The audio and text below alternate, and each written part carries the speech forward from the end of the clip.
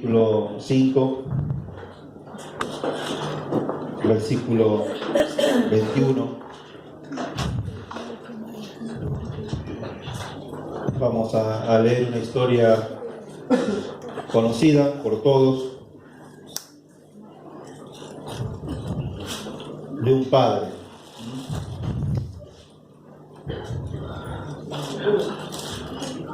5:21. Vamos a dedicar un tiempo a leer la palabra de Dios. Y en todos, Marcos 5:21. Dice: pasando otra vez Jesús en una barca a la otra orilla, se reunió alrededor de él una gran multitud, y él estaba junto al mar. Y vino uno de los principales de la sinagoga, llamado Jairo, y luego que le vio, se postró a sus pies, y le rogaba mucho, diciendo: mi hija está agonizando, ven y pon las manos sobre ella para que sea salva y vivirá. Fue pues con él, y le seguía una gran multitud, y le apretaban. Pero una mujer que desde hacía 12 años padecía el flujo de sangre, y había sufrido mucho de muchos médicos, y gastado todo lo que tenía, y nada había aprovechado, antes le iba peor. Cuando oyó hablar de Jesús, vino por detrás de entre la multitud y tocó su manto, porque decía: si tocare tan solamente su manto, seré salva. Y enseguida la fuente de su sangre se secó, y sintió en el cuerpo que estaba sana de aquel azote. Luego Jesús, conociendo en sí mismo el poder que había salido de él, volviéndose a la multitud, dijo: ¿quién ha tocado mis vestidos? Sus discípulos dijeron: ¿ves que la multitud te aprieta y dices: ¿quién te ha tocado? ¿Quién me ha tocado? Pero él miraba alrededor para ver quién había hecho esto. Entonces la mujer, temiendo y temblando, sabiendo lo que en ella había sido hecho, vino y se postró delante de él y le dijo toda la verdad. Y él le dijo: hija, tu fe te has hecho salva, ve en paz y queda sana de tu azote. Y ahí retomamos la historia de Jairo. Hubo un intervalo, es una historia dentro de otra historia, y ahora seguimos con la historia de Jairo. Dice: mientras él aún hablaba, vinieron de la casa del principal de la sinagoga, diciendo: tu hija ha muerto. ¿Para qué molestas más al maestro? Pero Jesús, luego que oyó lo que se decía, dijo al principal de la sinagoga: no temas, cree solamente. Y no permitió que le siguiese nadie, sino Pedro, Jacobo y Juan, hermanos de Jacobo. Y vino a casa del principal de la sinagoga, vio el alboroto y a los que lloraban y lamentaban mucho, y entrando les dijo: ¿por qué alborotáis y lloráis? La niña no está muerta, sino duerme. Y se burlaban de él. Mas él, echando fuera a todos, tomó el padre y a la madre de la niña y los que estaban con él, y entró donde estaba la niña. Y tomando la mano de la niña, le dijo: Talita cumi, que traducido es: niña, a ti te digo, levántate.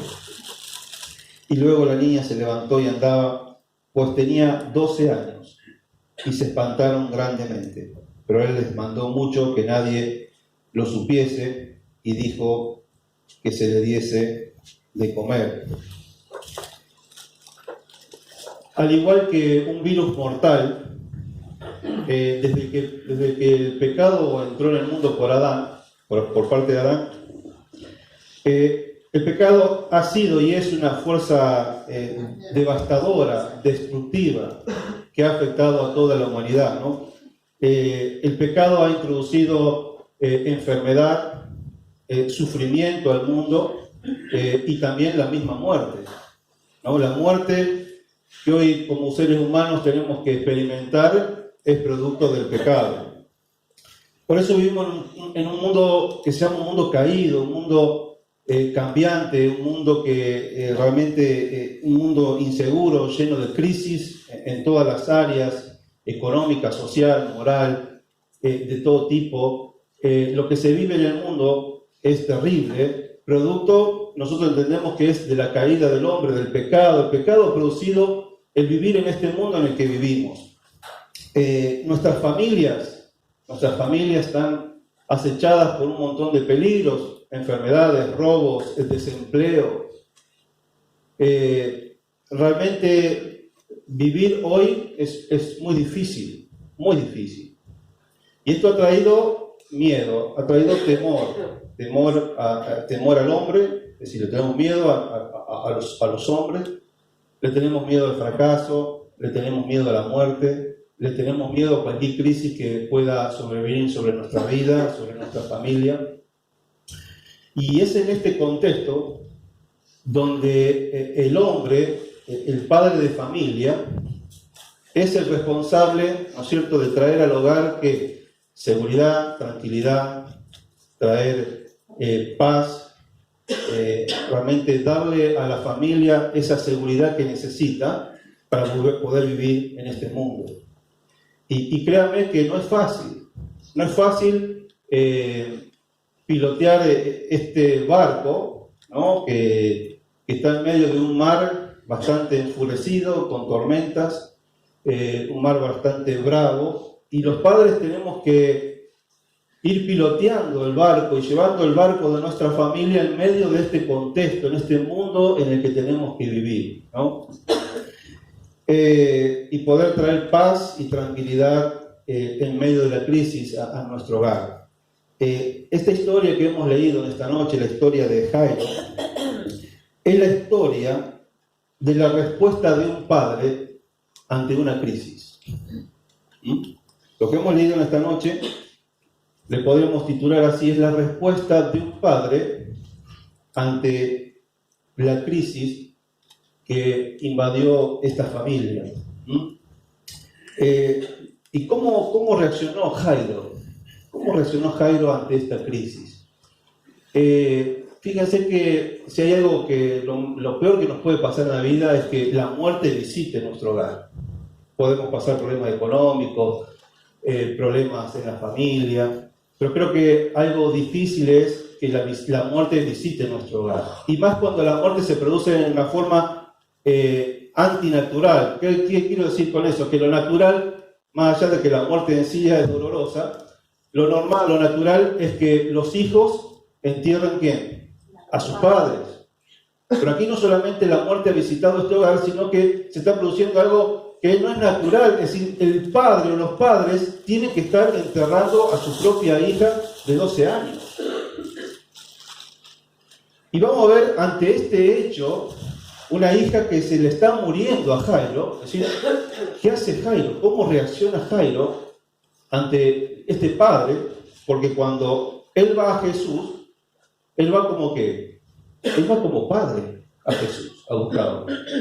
Entonces, yo quisiera que analicemos un poco las características de este hombre, de Jairo, y podamos analizar entonces cómo fue su respuesta, cómo fue su actitud, su reacción frente a una situación como esta, y ojalá que nos pueda servir a nosotros como padres que vivimos en situaciones difíciles, quizás otro tipo de crisis, pero que los principios que podemos sacar de esta historia son fácilmente aplicables a cualquier crisis que como papá, como padres podríamos tener en nuestra vida con nuestros hijos. La primera característica que podemos encontrar en Jairo es que era un hombre con un sistema de vida ordenado. Era un hombre con un sistema de vida ordenado. ¿Qué significa esto? Dice el texto, el versículo 22, que vino uno de los principales de la sinagoga. Jairo era un principal de la sinagoga. En cada ciudad de Jerusalén, de Israel, había una sinagoga. Y eran entre 3 y 7 personas, las principales, las encargadas de cuidarla, de cuidar los rollos, de organizar, de dirigir. Eran los ancianos de la sinagoga, los principales. Era un hombre con reputación, era un hombre de dinero, un hombre con reputación social, era reconocido en el pueblo, no era cualquier persona. Entonces, este hombre tenía su vida ordenada, tenía su vida básicamente... podemos decir, ante cualquier situación, este hombre estaba protegido. Fíjense que nosotros como hombres, ante la situación del mundo y ante la necesidad de tener que proteger a nuestra familia, armamos un sistema que nos permita traer seguridad a mi hogar. Y si seguimos el ejemplo de un barco, nosotros empezamos a tirar varias anclas para filmar este barco en medio de la crisis. Entonces, como hombres, por ejemplo, la primera ancla que tiramos es el trabajo. Nosotros organizamos todo nuestro sistema de vida en base al trabajo. Nosotros tenemos trabajo, con el trabajo tenemos dinero, podemos traer, eso me da una tranquilidad económica, puedo traerle comida a mi casa, puedo traer salud, puedo traer vestimenta, eso me da un nivel social dentro de la sociedad, una persona respetada. Sabemos hoy que, bueno, si el que no trabaja está visto de una manera, el que trabaja está visto de otra. Es decir, esto trae un montón de cosas a mi vida que me hacen estar relativamente seguros en la situación que yo tengo. Tengo mi vida asegurada o puedo mantener mi familia estable.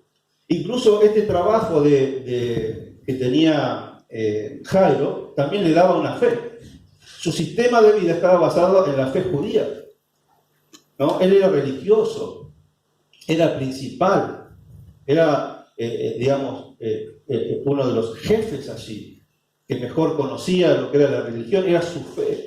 Así que a su familia no solamente le estaba aportando una seguridad económica, respeto, sino que le estaba también trayendo a la familia una fe donde basarse. Y el hombre de hoy, de alguna manera, crea en Dios o no crea, también tiene un sistema de fe y de creencias, ya sea católico, evangélico, testigo de Jehová, ya sea ateo, ya sea que crea en la metafísica, en lo que sea. El hombre, consciente o inconscientemente, tiene un sistema de valores y de creencias que trae a la familia y trata de llevar a esa familia en base a esos principios que esa persona cree, ¿no? Ahora, entonces, este hombre tenía un sistema de vida organizado, armado, para posiblemente cualquier crisis que pueda llegar a su vida. En segundo lugar, este hombre no solamente era un hombre que tenía el sistema de vida ordenado, sino que era padre. Cuando él va a Jesús, le dice, y le rogaba mucho diciendo, mi hija, ¿no? Él tenía una hija, ¿de cuánto? De 12 años. ¿Ustedes saben lo que es el padre de una hija de 12 años? Se la regalo. No es fácil ser padre de una hija de 12 años. Hasta los 12 años, hasta séptimo grado, hasta antes que empiece la secundaria, nuestros hijos son una cosa.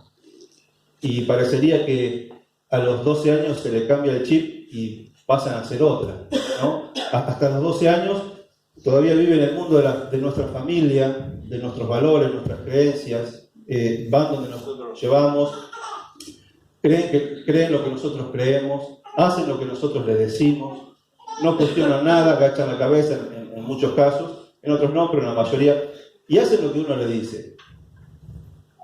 Pero cuando cumplen los 12 años, cuando pasan a la secundaria, básicamente, a ellos se les abre un mundo nuevo, un mundo totalmente distinto, despiertan a un mundo diferente, donde el mundo lo está esperando con todas las posibilidades habidas y por haber, ¿no? Lo que se llama falsamente diversión, droga, alcohol, cigarrillo, empiezan a tener experiencias sexuales, empiezan a ver los chicos de otra manera y los chicos la ven a ellas de otra manera, y empiezan a estar abiertos a un mundo totalmente distinto. Y de pronto vos te vas a encontrar que un día tu hija viene a tu casa y vos le decís algo y ella dice, no, pero estás equivocado, papi. Estás equivocado, mami. No es así como vos decís. ¿Y cómo es? Y como dicen mis compañeros. Y lo que le dicen los compañeros, lo que escuchan en la calle, empieza a ser tiene mucho más peso que lo que le decimos nosotros en casa. Y la vida de ese hijo, de esa hija de 12 años, empieza a cambiar totalmente. Es otro hijo. Y parece que lo que vos le enseñaste durante tantos años parece que no sirvió de nada, parece que se olvidó de todo. Empieza a generar sus propias creencias, empieza de alguna manera a cuestionar lo que uno le ha enseñado, a cuestionar la fe de los padres, y empieza a creer y a empezar a vivir de acuerdo a sus creencias, va formando sus propios principios. No es fácil cuando en un hogar empezamos a tener un hijo o una hija de 12 años. Y este padre era un padre de una hija de 12 años. Aunque la crisis que él tuvo con su hija no es la que estamos hablando de este momento, pero él, en tercer lugar, no solamente era un hombre ordenado, no solamente era padre de una hija de 12 años, sino que este hombre estaba en medio de una crisis. ¿Y cuál era la crisis? Dice, Jairo le dice a Jesús, dice, mi hija está agonizando. A él se le estaba muriendo la hija, ¿no? Y nosotros, en la cultura nuestra, hacemos mucho énfasis en los 15. Nosotros festejamos los 15 a las hijas nuestras, pero en la cultura hebrea, ellos, el corte o el festejo de ellos era a los 12 años. Es decir, cuando quizás la hija tenía la primera menstruación, entonces esa niña ahí se transformaba en señorita, en mujer. Y para ellos era todo un acontecimiento, toda una celebración. Y eso indicaba que esa hija ya dejaba de ser niña, era mujer y ya estaba capacitada para formar una familia. Y en cualquier momento alguien se la podía pedir y empezar a formar su propia familia. Y esta niña, que ya era mujer, con toda la alegría, con toda su esperanza, ya con un mundo nuevo, resulta que en vez de estar viviendo una primavera en su vida, resulta que estaba viviendo uno de los peores inviernos de su vida. Estaba agonizando, estaba muriendo, sus esperanzas se estaban yendo, su alegría se había transformado en tristeza. Y teníamos un padre preocupado, por supuesto, lleno de temor, de miedo, ¿no? Si nosotros leemos el versículo 36, cuando le vienen a decir que la hija había muerto, ¿qué le dice Jesús? No temas, no temas, no temas. Ese temor de quizás de no verla nunca más a su hija, ¿no? Lo que significa la muerte de un hijo. Ahora, yo quisiera reflexionar en estos dos componentes que son un poco un símbolo de lo que estamos viviendo hoy nosotros. Una hija de 12 años agonizando, por un lado, y por otro lado el temor de los padres. Y hoy estamos viviendo como cultura exactamente estas dos cosas. Hoy yo le puedo decir que una nena, una chica de 12 años, que no decide seguir a Cristo y comienza a vivir en este mundo, empieza a agonizar. Cuando una chica de 12 años decide no seguir a Cristo y le abre su vida a todo lo que el mundo le ofrece, yo te puedo asegurar que empieza a agonizar. Si vos tenés una hija, un hijo hoy de 12 años que no quiere seguir a Cristo y vos lo ves que se ha ido al mundo, tenés que ver como una hija que está agonizando, que se está perdiendo, porque va a empezar a probar, puede probar, a lo mejor no lo haga, pero puede probar cigarrillo, droga, alcohol, y lo más seguro es que empiece a tener o quiere tener experiencias sexuales, y eso abre la puerta a infecciones, a un montón de cosas, a quedar embarazada. ¿Cómo puede ser hoy que una nena de 14 años la ley le autorice a que pueda abortar sin pedirle permiso a los padres? Lo que estamos viendo hoy, lo que hemos visto salir chicos a la calle que no tienen ni idea de la vida a reclamar una ley. Hoy en la juventud nuestra está agonizando, se está muriendo. El pecado lo está destruyendo. Hoy tener una hija o un hijo de 12 años que no sigue a Cristo, te puedo asegurar que está en la misma situación que esta niña. Está agonizando, se están muriendo. Y literalmente también se están muriendo. ¿Por qué? Porque los padres también estamos llenos de temor. ¿Y temor a qué? El temor a que cuando mi hijo se va, no sé si va a volver. Y estamos con miedo, los padres están con miedo cuando ese hijo sale a la noche, porque no sabe si va a volver. Estamos hablando de lo mismo que pasó en ese momento. Los padres estamos enterrando a nuestros hijos. Porque por culpa de la droga, el alcohol, los accidentes, muchas veces ese hijo no vuelve a la casa.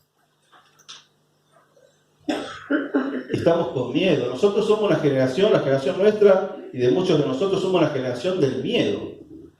Nosotros le teníamos miedo a los padres, le teníamos miedo a los maestros, a los profesores, le teníamos miedo a la policía y hoy le tenemos miedo a nuestros hijos.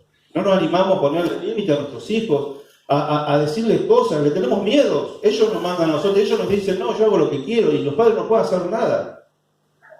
Pero la generación esta de los niños de hoy, de los chicos de hoy, es una generación sin miedo. No le tienen miedo a los padres, no le tienen miedo a los profesores, a los maestros, no le tienen el miedo a la policía, no le tienen miedo a nada. Usted vaya cuando te citan los profesores a una entrevista y te cuentan lo que hacen los chicos no le tienen miedo a los profesores. Le dicen cualquier cosa, le contestan cualquier cosa. Y no estudian, y no le tienen miedo ni a la amonestación, ni al uno. Nosotros temblábamos si íbamos por una amonestación o si nos sacábamos el uno. No le tienen miedo a nada. Nuestra juventud, mis queridos, está agonizando. Y nosotros como padres estamos llenos de miedo y de temor. Son crisis que como padres estamos viviendo, ¿no? Entonces, la pregunta es, ¿cuál es tu crisis? ¿Puedes estar viviendo una crisis similar a esta? ¿Estás viviendo una crisis con tus hijos, con tu familia?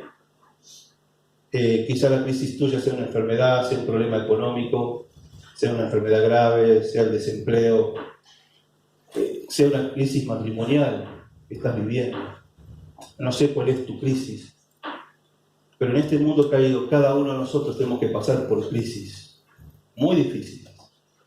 La de tener una hija agonizando literalmente y moralmente también es una crisis que todo papá en algún momento lamentablemente va a tener que vivir. Entonces, esa es la pregunta que nos hacemos esta noche. ¿Cuál es mi crisis? ¿Cuál es mi temor? ¿Qué es lo que me está dando temor? ¿A qué le estoy teniendo miedo? ¿Tengo miedo del fracaso? ¿Le tengo miedo a la muerte? ¿Le tengo miedo a mis hijos? ¿A qué le estoy teniendo? ¿Cuál es el temor mío hoy? Como papá, no como padre. Entonces, este hombre Jairo tenía la vida ordenada, y cuando vos pensás que tenés todo ordenadito y todo va bien, la crisis te rompe todos los esquemas. Pero era no solamente un hombre, era padre de una mujer de 12 años que estaba agonizando, estaba viviendo una crisis. Pero en cuarto lugar, y esto es lo bueno, es que Jairo buscó a Jesús. Esta es la cuarta característica de Jairo, y él buscó a Jesús, ¿no? ¿Y por qué buscó a Jesús? ¿Por qué fue a buscar a Jesús? Bueno, en primer lugar, porque él no encontró, evidentemente, él no encontró en su sistema de vida y de fe, no encontró solución. Él cuando fue a buscar una solución para esta crisis y fue a todo el sistema armado que tenía, el dinero no le servía para nada, la posición social no le servía para nada, su posición como religioso no le servía para nada, su fe religiosa, la fe que tenía, no le servía para nada. Esta crisis le rompió todo. Y por eso fue a buscar a Jesús, porque evidentemente que él algo conocía de Jesús. Quizás escuchó de sus milagros, quizás escuchó que resucitó a Lázaro, quizás ya había escuchado que había resucitado a la hija, al hijo de la viuda de Naín. Él sabía lo que Jesús estaba haciendo, y como todo su sistema de fe y de vida no le dio respuesta a esa crisis, él fue a buscar a Jesús, ¿no? Y no solamente que él se dio cuenta que no le dio resultado todo lo que él tenía armado, sino que hasta se animó a ir en contra de su sistema religioso. Fíjense que dice la Biblia que él fue a buscar a Jesús.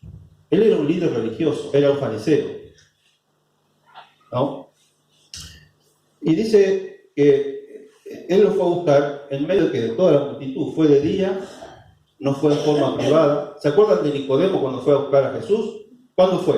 Fue de noche y en privado, fue en oculto, que nadie lo vea. Pero era tal el momento que estaba viviendo que no le importó nada, y fue de día, fue en público, no le importó lo que los amigos iban a decir, lo que los otros líderes iban a decir, lo que la gente iba a decir. En segundo lugar, él sabía lo que los fariseos pensaban de Jesús. Los fariseos odiaban a Jesús, perseguían a Jesús, blasfemaban contra Jesús, lo querían matar a Jesús. Y él fue a buscar a Jesús. Esto le significaba quizás que lo echen de la sinagoga. Él no solamente enfrentó a su propia religión y cuestionó su propia fe, sino que fue y lo reconoció a Jesús como Dios, porque la Biblia dice que él cuando llegó, ¿qué hizo? Lo vio y se postró a sus pies. Ningún judío se iba a postrar delante de alguien que no sea una divinidad, que no sea Dios. Él a Jesús lo reconoció como Dios, como Señor. Eso era una blasfemia para un fariseo, para un judío. Él reconoció a Jesucristo como el Dios de su vida, como el Señor que podía ayudarlo en medio de la crisis. Y no solamente que se postró y adoró, sino que tuvo fe. Fíjense que le rogaba, dice el 23, le rogaba mucho diciendo: mi hija está agonizando, ven y pon las manos sobre ella para que sea salva y vivirá. Jairo fue creyendo que Jesús podía resucitar a su hija. Eso es fe. Eso es fe. Pero él tuvo que romper con todo su sistema que tenía armado, con toda su vida religiosa, y puso su fe en Jesucristo. Y ahora, como hombre y como padre, también podemos ver muchas actitudes. En primer lugar, se hizo cargo de la situación. Fíjense que ante una hija que se está muriendo, no dice que fue la madre a buscar a Jesús. ¿Fue quién? Fue el padre.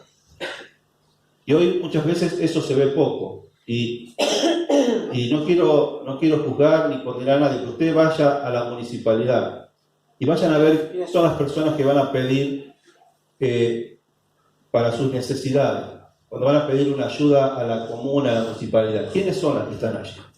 Están las mujeres. La mayoría son mujeres que van a pedir a la municipalidad trabajo o ayuda. ¿Por qué? Y porque el marido no va, el marido está en la casa.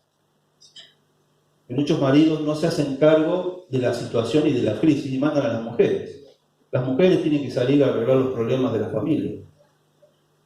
Entonces, tenemos un hombre que se hizo cargo de la situación. Otra cosa que hizo bien Jairo es que tomó la decisión correcta. ¿Saben, mis queridos? Yo una crisis no la puedo manejar así. Yo no soy responsable de una crisis que me venga, de un imprevisto. Yo eso no puedo decidir sobre eso. Eso me viene a mi vida y yo no tengo nada por hacer. Lo que sí soy responsable y sí puedo hacer es la decisión que tomo después que me viene la crisis. Lo que sí soy responsable es cuál va a ser mi reacción, cuál va a ser mi actitud, cuál va a ser las decisiones que voy a tomar. Y ahí es donde se ve el hombre, el padre. ¿Cuál es la decisión que vamos a tomar ahora que estamos en esta crisis, que tenemos este problema, que tenemos esta necesidad? Y Jairo tomó la decisión correcta, buscó a Jesús. Como padre, buscó a Jesús. Qué buena decisión, qué buen ejemplo para la familia cuando hay que decidir ante una crisis. Hay que buscar a Jesús, ¿no? Y otra cosa que tuvo él fue la valentía de cuestionar su propia fe, ¿no? Y de reconocer que la fe que él tenía no servía para nada, ¿no? Que no lo ayudaba y que no le importó el qué dirán, sino que él se dio cuenta que la fe en Jesús estaba más allá de cualquier religión, de cualquier sistema de vida, de creencia que pueda haber tenido, ¿no? Y yo te invito como hombre, como padre, a que también muchas veces tenemos que desafiar nuestra fe, lo que nosotros creemos. Muchas veces estamos equivocados y tenemos que reconocer que, más allá de qué dirán, la única solución para mi vida es Jesús, ¿no? Buscar a Jesús. Entonces, estas son las características de Jairo, ¿no? Un hombre que tenía todo ordenado, un hombre que era padre, un hombre que estaba en una crisis, pero en medio de la crisis buscó a Jesús. Ahora, si yo terminaría aquí en esta noche, estaría incompleto. Yo quisiera terminar hablándoles de este Jesús que Jairo fue a buscar. ¿Por qué Jairo fue a buscar a Jesús? ¿Qué vio en Jesús que hizo que Jairo lo vaya a buscar? Y rápidamente quisiera mostrarle algunas características de este Jesús al cual Jairo fue a buscar y al cual nosotros debemos ir a buscar en un momento de crisis. ¿Y por qué tenemos que ir a buscar a Jesús? ¿Por qué tenemos que postrarnos delante de Él? ¿Por qué tenemos que ir a adorarlo, a reconocerlo como Señor, a poner nuestra fe en Él? Para que Él venga a nuestra crisis y pueda solucionar nuestra crisis. ¿Qué tiene Jesús? ¿Qué tenía Jesús que hizo que Jairo fuera a buscar? En primer lugar, vio un Jesús personal.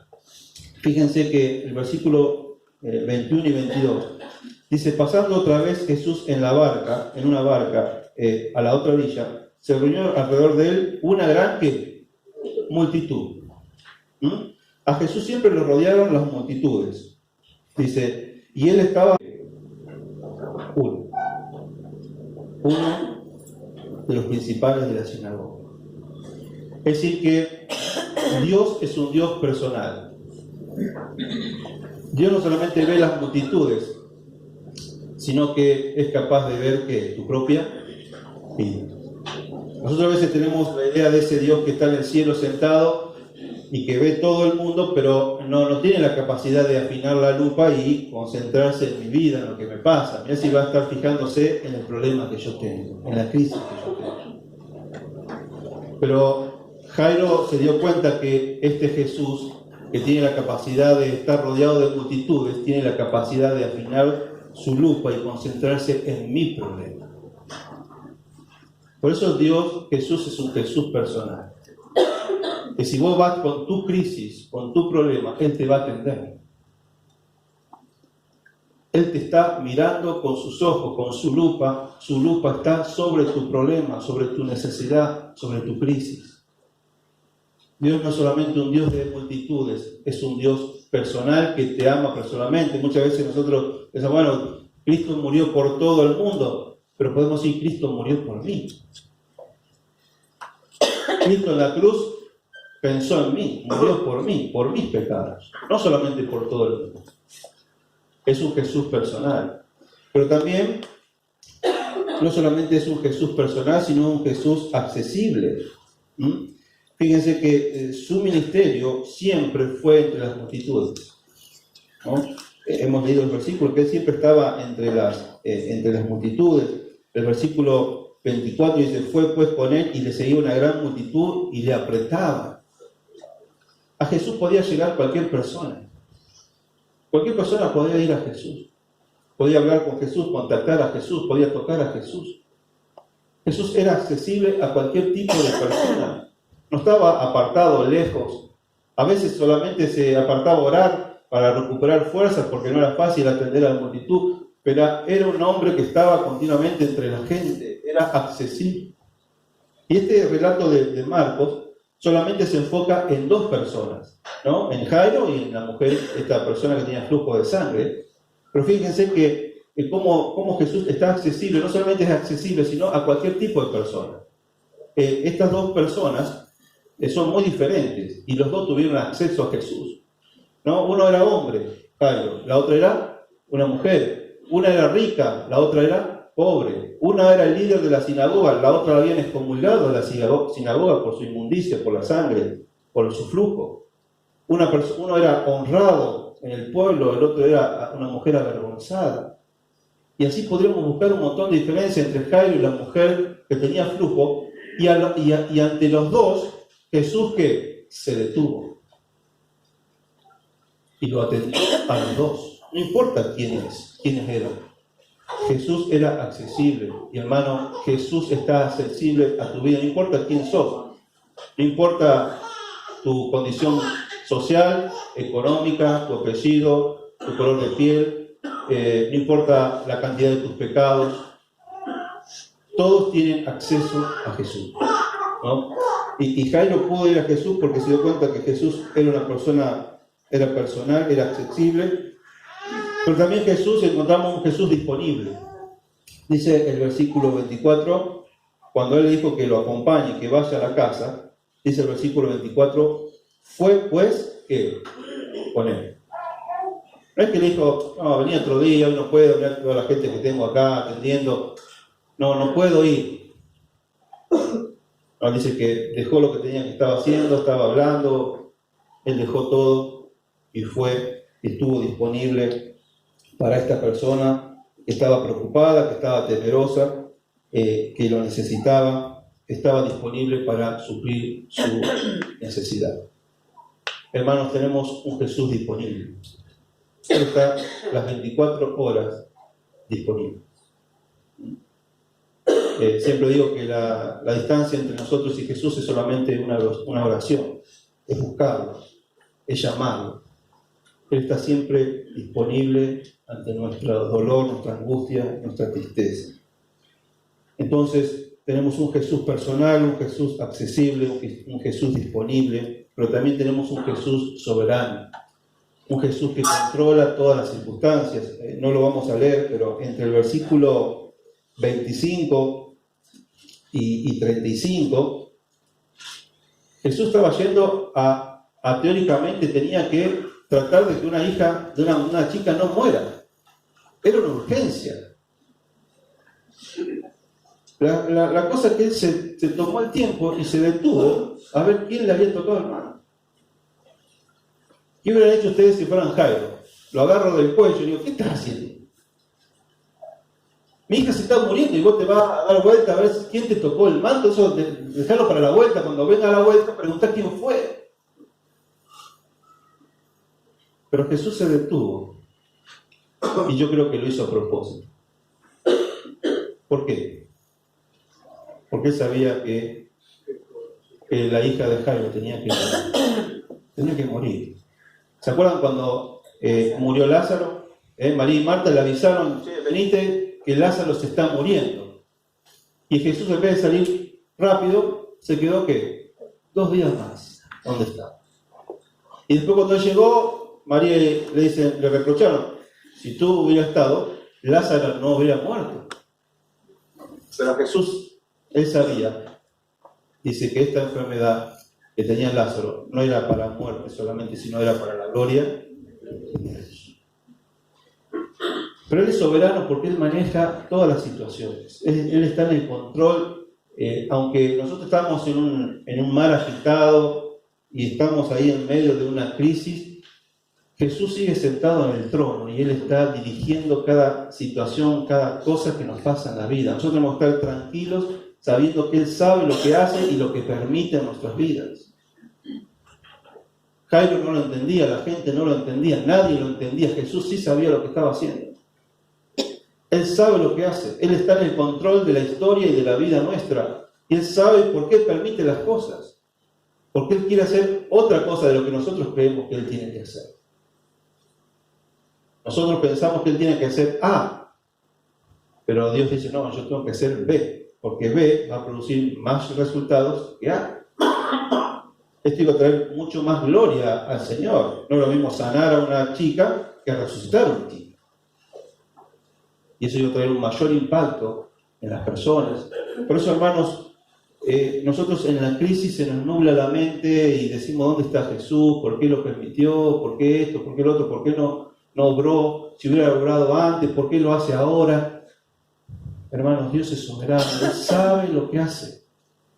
Nosotros debemos estar tranquilos de que Él está en el control, aunque la tormenta que en la cual estamos viviendo sea muy grande.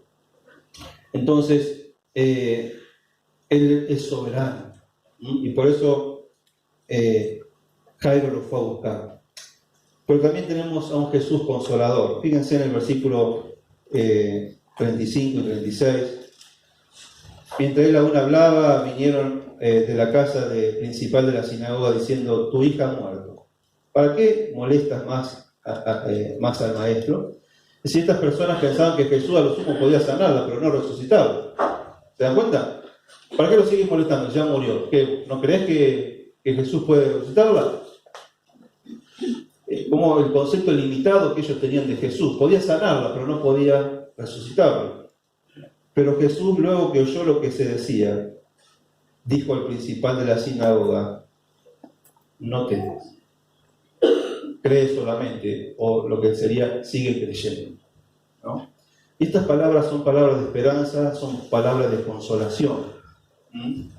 Y yo creo que son las palabras que nosotros necesitamos escuchar en medio de la crisis en la que estamos viviendo, ¿no? Cuando tenemos una hija, un hijo que está descarriado, cuando tenemos problemas matrimoniales, cuando tenemos problemas económicos, cuando tenemos enfermedad, cuando todas esas situaciones nos llenan de temor, es oportuno poder escuchar la voz del Maestro y decir que no temas, seguí creyendo en mis promesas, seguí creyendo en mis palabras, seguí creyendo en lo que yo te digo, aunque vos no veas nada, aunque vos no veas ningún resultado hoy, seguí creyendo, no tengas miedo, yo estoy en el control.